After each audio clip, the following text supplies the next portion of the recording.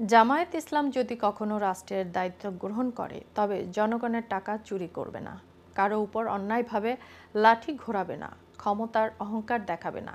নোয়াখালীর সুবর্ণচর উপজেলায় গিয়ে এই মন্তব্য করেছেন দলটির আমির ডক্টর শফিকুর রহমান। সোমবার সন্ধ্যায় এক পথসভায় তিনি বলেন, একটি ন্যায়ভিত্তিক সমাজ গড়তে চায় জামাত, যেখানে সব নাগরিক নিরাপদে ও সম্মানের সাথে বাঁচতে পারবে।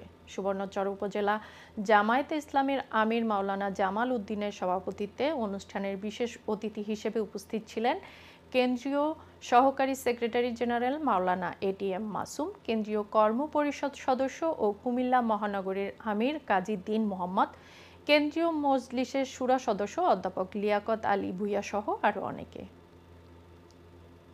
যেন কাজ করে যেতে পারে। আল্লাহর কসম, আমাদের এই ধান্দা নাই ক্ষমতায় গিয়ে মানুষের উপর লাঠি ঘুরাবো, ক্ষমতার গরম দেখাবো, হাব বাব নিয়ে চলবো, জনগণের টাকা চুরি করব, নিজের কপাল অবৈধভাবে বড় করার চেষ্টা করব। আল্লাহর কসম, এগুলো আমাদের ইচ্ছা নয়। আপনাদের সামনেই আমরা বেড়ে উঠেছি, আমাদের সহকর্মীরা বেড়ে উঠেছেন, আপনারা তার সাক্ষী। তারপরে আমরা মানুষ, কোথাও যদি আমাদের কোনো ভুল দেখেন, দয়া করে ভালোবেসে আপনারা আমাদেরকে সংশোধন করে দেবেন। আমরা আজীবন আপনাদের কাছে ঋণী থাকব।